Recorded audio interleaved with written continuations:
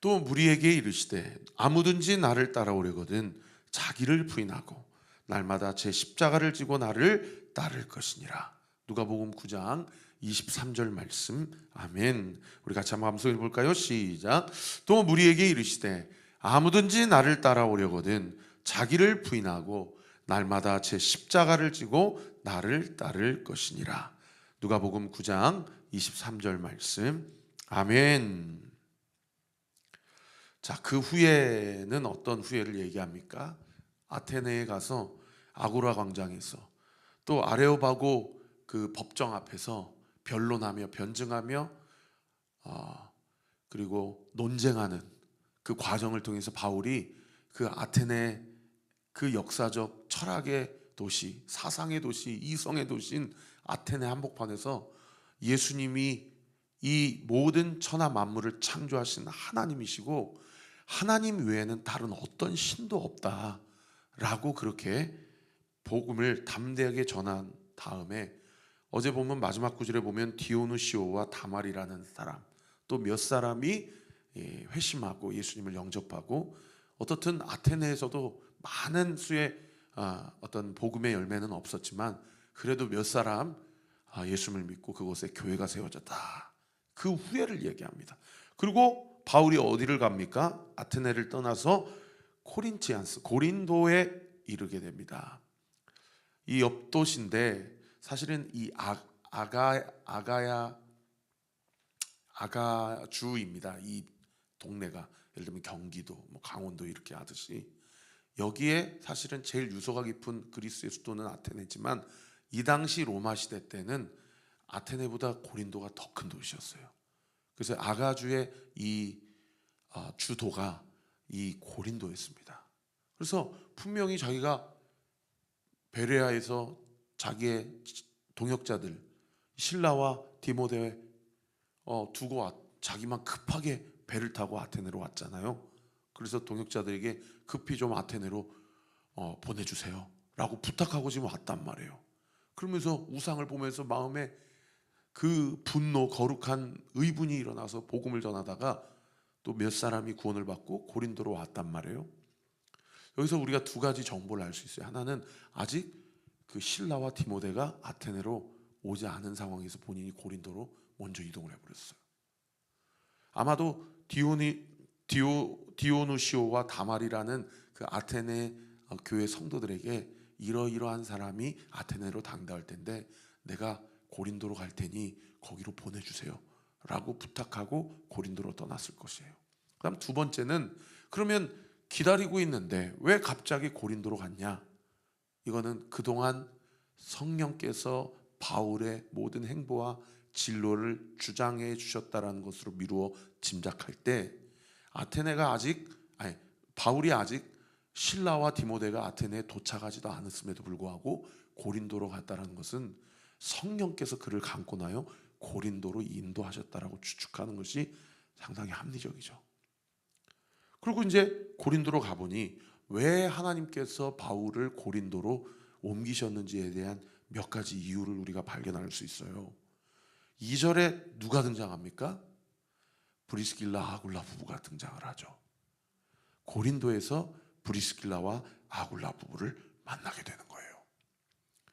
여러분 이 브리스길라 아굴라는 로마서 16장 3절에서 4절에 보시면은 나중에 바울이 뭐라고까지 소개한 동역자들입니까? 나를 위해서 대신 죽어줄 수 있는 사람들이다. 그렇게 브리스길라 아굴라와 바울의 영적인 유대 관계가 그렇게 깊고 단단했던 그런 믿음의 동역자예요. 여러분 누군가를 위해서 죽어줄 만큼 그리스도 안에서 끈끈한 영적 동역자가 있습니까? 이 브리스길라 아굴라가 나중에 북아프리카의 가장 큰 로마 도시가 알렉산드리아거든요. 그 알렉산드리아에서 유명한 초대교회 지도자가 알렉산드리아 출신의 지도자가 세워지는데 그 사람이 아볼로라는 사람이에요. 그런데 그 아볼로를 영적으로 양육하고 그리스도 중심적 초대교회 교리 체계를 만들어주고 훈육하고 훈련시켰던 분이 바로 바울이 아니고 브리스길라 아굴라입니다. 그 정도로 브리스길라 아굴라가 영적으로 그리고 교리적으로 그리고 이론적으로도 또 성령적으로도 탄탄한 바울의 동역자였어요. 그 부부를 이 고린도에서 바울이 만나게 되는 거죠. 근데 이 아굴라는 어디 출신이라고 이야기하냐면 본도에서 왔다. 이 폰투스, 그 당시 투르키예 지방의 북쪽에 있는 해안 흑해를 마주보고 있는 해안 연안의 지역입니다. 거기서 온 디아스포라 유대인이에요. 브리스길라는 로마인으로 추정이 됩니다. 그런데 이 브리스길라 아굴라가 서로 만나서 결혼을 하고 이 직업이 텐트 메이커, 천막 제작업자인데 그 사람들이 어디에서 장사를 하면서 먹고 살았냐? 로마에서 장사를 하고 먹고 살았어요. 근데 그 다음 구절에 보시면은 글라우디오라는 로마 황제가 등장을 합니다. 글라우디오가 모든 유대인을 명하여 로마에서 떠나라 한 거로라고 기록되어 있어요. 여러분 저 보세요. 성경에 로마 황제가 유명한 황제 한 4사람만 기억하시면 됩니다. 첫 번째 황제가 이 아우구스티누스라는 초대 황제예요. 예수님 태어나실 때 로마의 초대 황제가 됩니다. 예수님 태어나실 때 황제예요. 그런가 하면 두 번째 유명한 황제가 티베리우스 황제인데 이 황제는 예수님께서 3년 동안 공적 사역을 하시고 십자가에 달려 죽으시고 부활하셨을 때 로마를 통치했던 황제예요. 그 다음에 3대 황제는 별로 유명한 황제가 아니고 4대 황제가 오늘 등장하는 글라디오 황제입니다. 근데 이 글라디오 황제 때 어떤 일이 있었냐면 이미 바울이 로마로 가기 이전에, 로마로 가기 전이에요. 왜냐하면 2차 전도 여행이니까. 바울은 4차 전도 여행 때 로마로 가거든요. 이미 로마에 교회가 있었어요. 그래서 로마에 만나지도 못한 교회 성도들에게 쓴 편지가 로마서 아닙니까? 그런데 그 로마에 교회가 있었는데 그 교회가 어떻게 세워졌냐? 사도행전 2장의 오순절 성령 강림 사건을 통해서 초대교회 성도들이 성령을 받고, 그런데 스데반 박해 사건을 통해서 그 예루살렘을 떠나지 말고 예루살렘에 내가 약속한 성령을 부어주기까지 있어라 라고 했을 때 성령 받고 스데반의 박해 사건을 통해서 유대인들이 다 뿔뿔이 흩어집니다. 이것을 디아스포라 초대교인들이라고 하거든요. 그 중에 몇 명이 로마까지 간 거예요. 그래서 바울이 당도하기 이전에 이미 로마에 교회가 있었어요. 근데 로마 안에 어떠한 이 글라디오가 로마 도시에서 유대인들을 쫓아낼 만큼 어떠한 분쟁과 이 소요 사태가 있었냐면 유대인들 안에 예수님이 우리가 기다리던 메시아다라고 인정한 초대교회 성도들이 있는가 하면 바울이 가는 곳마다 바울을 향해 실라를 향해 바나바를 향해 돌을 던졌던 것처럼 이 열심 분자들 정통 유대인들도 있었던 거예요. 그러니까 이 두 사이에 끊임없는 갈등과 분쟁과 소요 사태가 로마 황제까지 상소문이 올라올 정도로 이렇게 분쟁이 끊이질 않았던 거예요. 그래서 4대 황제인 글라디우스 황제 때 로마에 있는 정통 유대인이든 아니면 신종교라고 일컫는 초대교회 성도들이든 다 나가라, 다 쫓아내버려요. 그때 이 브리스길라와 아굴라가 거기서 쫓김을 당하고 어디로 오냐? 고린도에 오게 됩니다. 그래서 누구를 만나요? 바울을 만나요. 여러분, 우리 인생에 이해가 되지 않는 상황이 있어요. 내가 왜 쫓김 당해야지 도대체? 내가 그렇게 기도했는데 내가 왜 여기서 먹고 살지 못하고 다른 곳으로 가야 되지? 내가 왜 이 사람한테 이런 취급을 받아야 되지? 이런 이해할 수 없는 어떤 거대한 그 역사의 하나의 흐름과 서사 앞에 내가 그런 일을 당하는 경우가 우리는 얼마든지 있을 수 있어요. 그런데 그것을 표면적으로 해석하면 그것은 쫓김당한 일이었지만, 여러분 영적으로 해석하면 하나님의 놀라우신 만남과 섭리와 경륜을 우리 주님께서 준비하신 것이라고 해석할 수 있다는 거예요. 여러분 요즘에 마음에 큰 상함이나 고난이나 또는 억울할 만한 그런 일들은 무엇입니까? 여러분 그걸 절대 보여지는 대로 해석해서는 아니 됩니다. 여러분 그 안에 숨겨진 하나님의 놀라운 섭리와 경륜을 믿고 끝까지 낙심하거나 하나님 원망하지 않고 하나님이 하신다, 하나님이 일을 진행하시고 인도하신다 라는 믿음의 확신을 가지고 나아가는 우리 사랑하는 온리교회 성도들 되시기를 예수님의 이름으로 축원합니다. 그래서 브리스길라 아굴라가 이탈리아로부터 새로 고린도에 왔다. 그리고 바울이 그들에게 갔다라고 얘기해요. 초대교회 안에 이미 바울이 유명한 사도였기 때문에 서로 만나게 된 겁니다.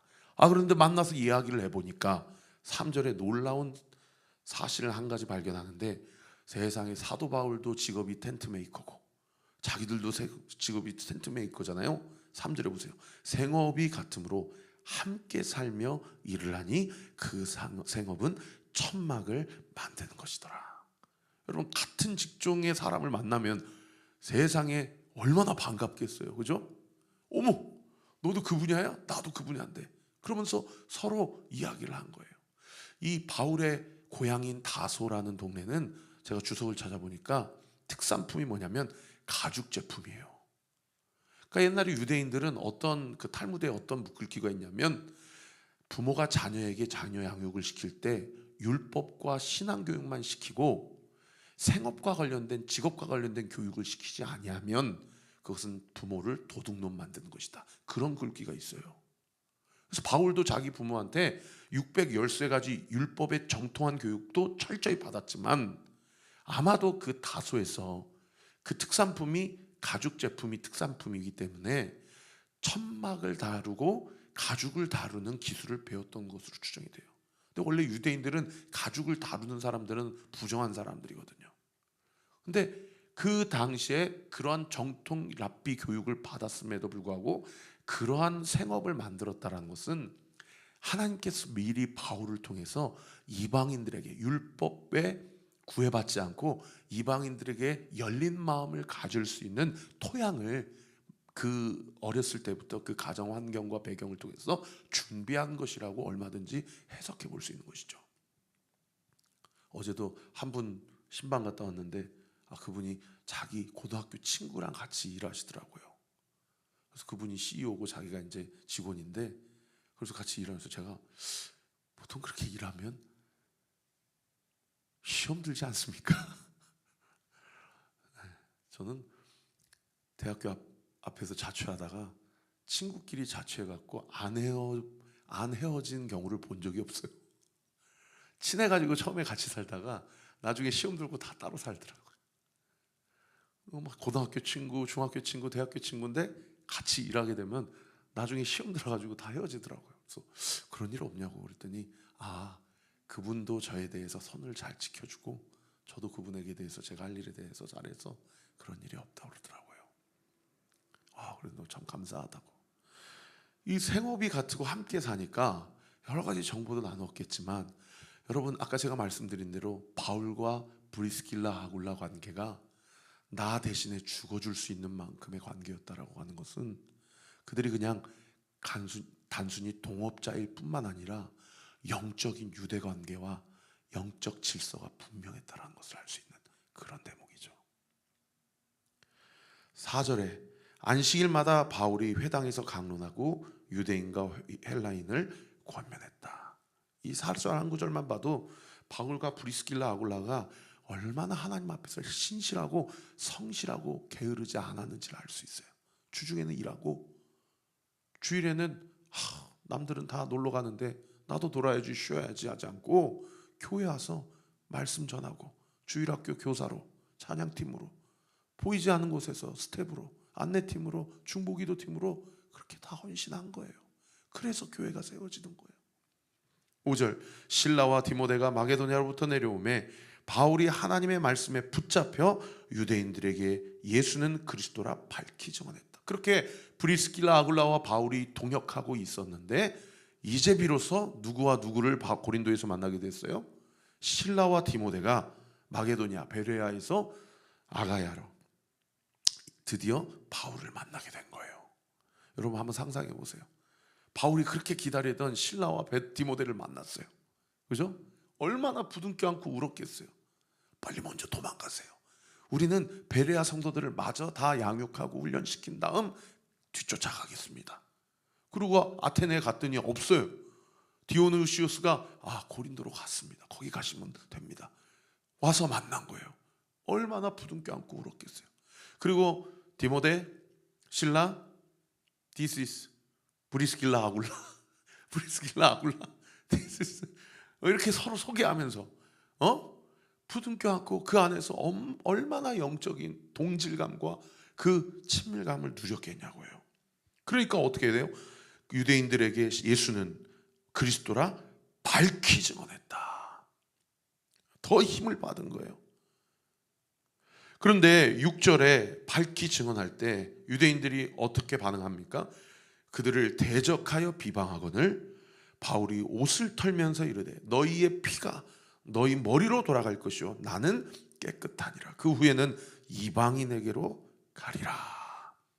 예수님이 둘씩 제자들을 파송하면서 평안을 전하고 하나님 나라를 선포하고 병든 자를 고쳐주고 귀신 들린 자들을 고쳐줘라. 그리고 옷 2벌 갖지 말고 신발 2개 갖지 말아라. 하나님이 시마다 때마다 필요한 것을 너희에게 공급해 주실 것이다. 그들이 너희가 전하는 복음을 받아들이면 그들이 복을 받게 될 것이요 그들이 너희가 전하는 복음을 받지 아니하면 그 복이 너희에게로 돌아오리라. 바울이 그대로 적용을 한 거예요. 듣든지 아니 듣든지 전한 겁니다. 그리고 우리의 책임은 전한 것까지인 거예요. 듣든지 아니 듣든지는 하나님이 하시는 것이고 그 사람이 선택하는 일이에요. 여러분, 우리는 날마다 그렇게 복음을 전하면서 복음에 합당한 삶의 열매로 복음의 능력과 복음의 은혜가 얼마나 깊고 큰지를 드러나야 될 줄 믿습니다. 그렇게 복음을 전하다가 세상의 7절에 보세요. 거기서 옮겨 하나님을 경외하는 디도 유스도라 하는 사람의 집에 들어가니 그 집은 외당 옆이다. 여러분, 거기서 옮겼다는 것은 이제 더 이상 유대인들에게 가지 않았다는 얘기예요. 그리고 디도 유스도는 이 로마인 이름입니다. 티투스 저스투스, 저스티스, 이 정의라는 뜻이거든요. 이 로마 시민권자에게 그 집에 들어가서 이방인들과 함께 먹고 마시면서 디도 유스도가 고린도 교회의 시발점이 된 것이죠. 근데 그 집이 어디 옆이에요? 회당 옆이에요. 그래서 유대인들에게 발을 털어버렸는데 세상에 어떠한 은혜가 일어나요? 회당장, 오늘날로 얘기하면 그 지역의 작은 교회 담임 목회자죠. 회당장인 그리스보가, 이 사람은 유대인이에요. 그리스보가 디도 유스도라는 집이 교회가 되니까 그 옆에서 사실은 회당장이니까 여러분 마음이 어떻겠어요? 더 디도 유스도를 박해하고 바울과 그 전도팀을 박해하는 게 일반적인 생각 아니에요? 흐름 아니에요? 왜요? 다 먼지를 털어버리고 왔기 때문에. 그리고 어떻게 보면 유대교와 기독교의 경쟁 관계이기 때문에. 그런데 세상에 성령이 그의 마음을 열어주셔서 회당장이 예수님을 영접한 거예요.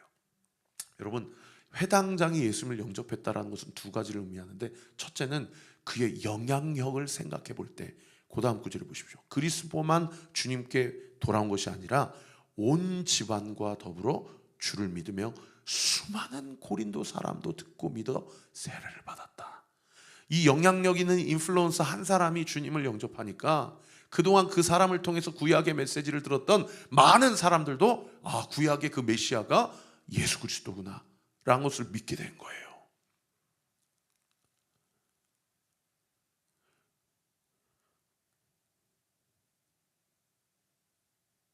그리고 2번째는 또 이것이 무엇을 상징합니까?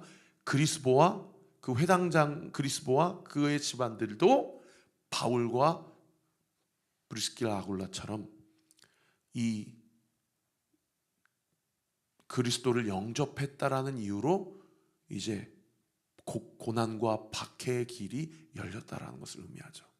실제로 다 내일 본문에 보면 새로운 회당장 소스데네가 등장하는데, 이 소스데네가 바울과 그 고린도 교회 초대교회 사람들을 고발해버려요. 그런 상황 가운데 사람들이 더 많이 주께로 돌아오면 여러분 어때요? 바울 마음이 어떨 것 같아요? 막 좋을 것 같잖아요. 근데 고린도 교회에 초대교회 성도들이 많아지고 사람들이 많아지고 그것과 더불어 또 정통 유대인들과의 영적 대치가 더 심화되니까 여러분 돌 맞아 본 적 있으십니까? 우린 돌 맞아 본 적 없잖아요. 저는 사실은 예전에 막 군사 독재 시절에 삼청동 삼청교육대 여러분 이게 돌 맞아 보고 고문 당해 본 사람은 이게 막 저는 바울의 심정이 이해가 가요. 아, 또 이 도시에도 소요 사태가 일어나고 분쟁이 일어나고 또 내가 돌 맞을 수 있겠구나. 그런 두려움이 바울에게도 한편으로는 교회가 부흥되고 많은 사람들이 주께로 돌아와서 기쁘지만 한편으로는 또 고난, 복음이 선포되는 곳에는 고난과 박해가 있을 것이라는 그 직감을 했을 거예요. 그랬더니 9절에 주께서 밤에 환상 가운데 바울에게 말씀하시되, 거기 줄 주세요. 두려워하지 말며 침묵하지 말고 말하라. 따라합시다. 두려워하지 말라, 침묵하지 말라. 그리고 10절은 별 3개 당구장 표시 주십시오. 여러분 10절은 오늘 본문에서 가장 중요한 본문입니다.